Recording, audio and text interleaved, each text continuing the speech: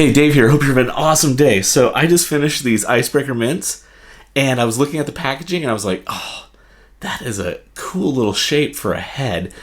Like, if I put a little LED there, and that'll be his eye, and it's slightly translucent, so I feel like I want to put wires and stuff in there, and then I found this little circuit board from a computer mouse that I tore apart, so I'm thinking I might just put that in there to give the illusion of some sort of computing power and make a cool little robot. And I want to do, let's see if I can get that to focus. Yeah, I want to do a little friendly robot. So he'll be just kind of like a little worker or mechanic or something. So let's do it. Sounds fun.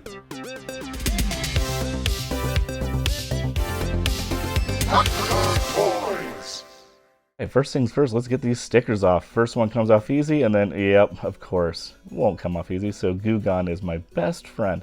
Just squirt it on there, let it sit for a minute or two, and then should peel right off. I'm being careful not to scratch the plastic because I do want to try and use this a little bit later. So, and what's kind of cool is this lid actually pops off. So this is going to give me, let's see if I can get it here. It's pretty slick because of the Goo Gone. But it's going to give me some access to put wiring and stuff and put my LEDs in there, so I'm pretty excited about the ease of this coming off.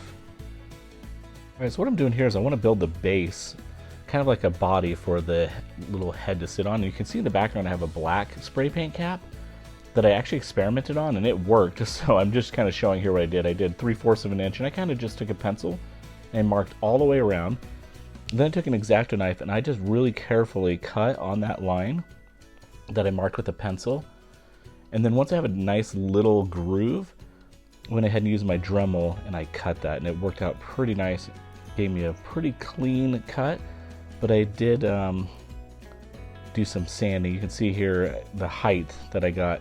And actually a little bit later on, I trimmed the height down just a tiny bit more, but here I am just kind of sanding it and trying to get a nice a nice flat, smooth surface so it'll fit on the mint container easy enough. There's a little bit of text and stuff, so I did work on sanding most of that off. I did do a little bit more sanding after the fact, so it got rid of all those little words. And then here it is kind of sitting on the body. You can see I felt it was a little tall still, so I did trim it down just a tiny bit, but that worked pretty nice.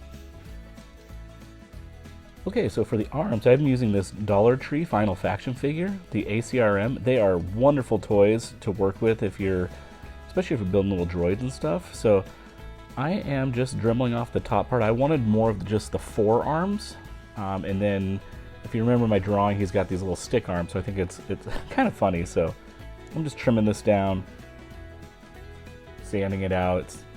It's working pretty great for me. I'll then take this polystyrene tubing and I'm going to just drill a hole in the arm there, and this will allow me to give kind of that effect of just this little skinny arm. And I'm kind of measuring and seeing where I want it to be. There's my drawing, so I don't want it to be too long. Find the center point there so I can get each arm on either side, kind of doing a pilot hole with the little drill, just the X-Acto blade, and then I'll drill a hole. I kind of angled the drill bit so the hole has a nice little slant to it, and the arm fits in really nice, and that's looking pretty great. So just clean that up and we'll get that going. Alright, so now I'm using this Final Faction figure. His name is Ruck. He's also from the Dollar Tree. And these legs are really great, especially if you're building little droid stuff. So for $1, yeah, I highly recommend giving them a shot, especially if you're a new builder. You can see I'm kind of just dribbling off the thigh there, and I was thinking I want to use the whole boot. Now, one of my problems is I think I went off script and I went away from my drawing, and I was thinking, oh, what if I made the legs kind of beefier and stronger, and that's not really the look and feel of the droid that I was building. And so I'm kind of running into some struggles here because I was just not loving what I was getting. I put this polystyrene in, and it kind of looked like a weird just boot, like a cowboy boot or something, and it wasn't quite right. So I found this Gundam part, and it looked kind of like an upper thigh to me, so I thought, oh, maybe that'll help balance it out. Still not loving it, and I thought, oh, what if I put like a knee joint?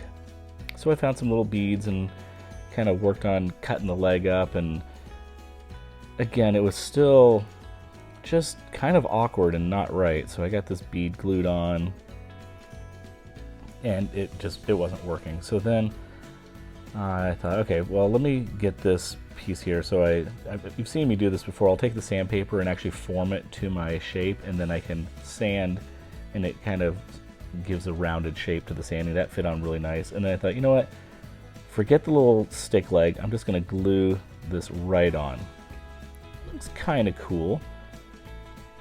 Glue it on there. I'm like, I don't know. I'm not loving it. So I did find this little piece to kind of hide the back of the leg. So gluing that on, that kind of covers that up. Let's try that again. Filling in some of those little cracks. And in the end, it just ended up looking too beefy to me. I wasn't loving it. So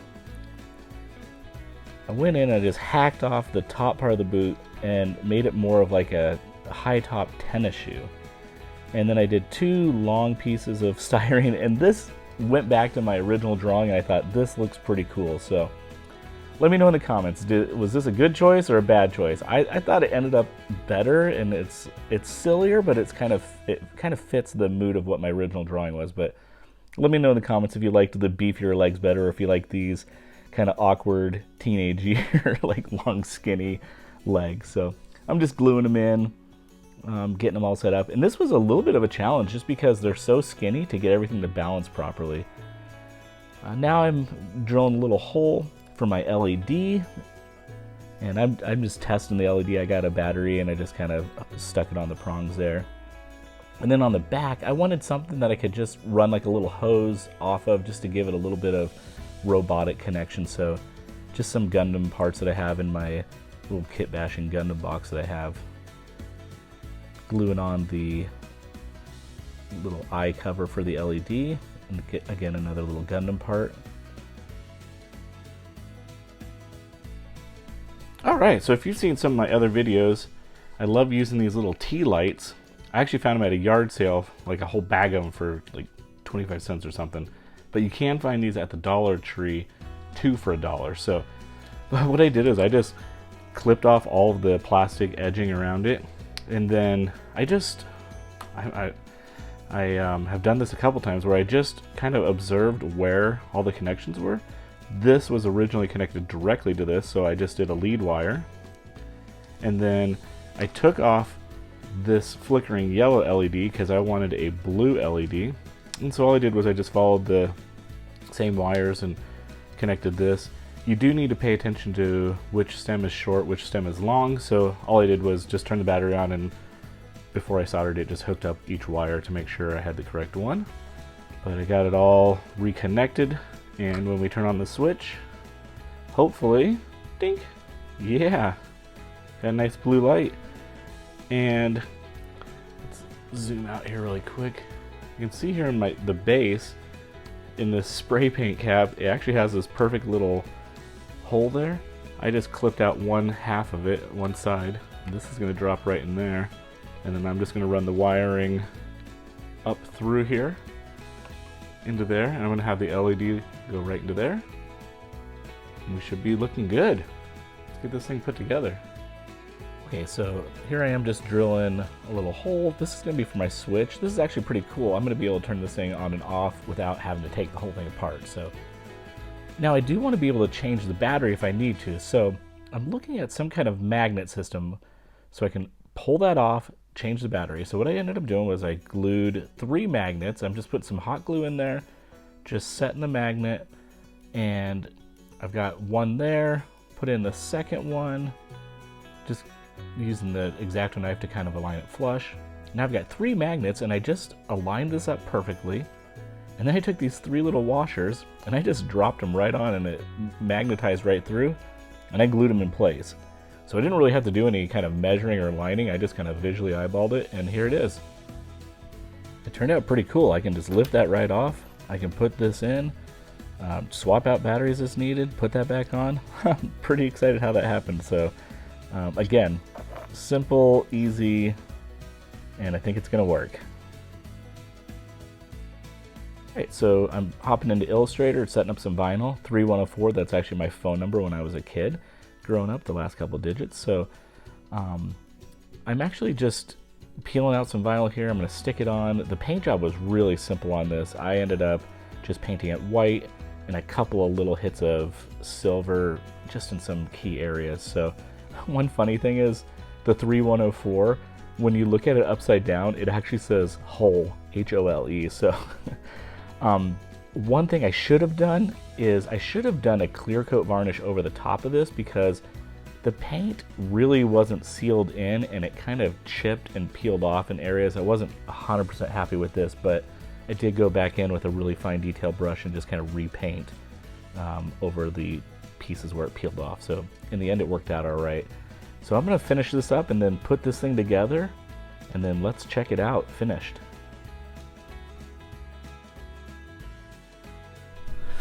All right, that turned out pretty cool.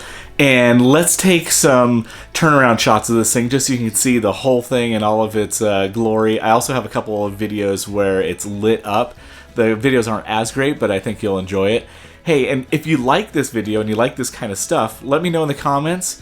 If you haven't subscribed, go ahead and subscribe. And then if you hit the notification bell, every time I post a new video, it lets you know about that. So one of the fun things about these videos is just looking at these random everyday objects that are food containers or packaging. And to me, as soon as I get them, I'm like, ooh, this could be. So I challenge you to keep an eye out for cool things around you and make something awesome. As always, it's a great day to be a toy nerd. Have a good one.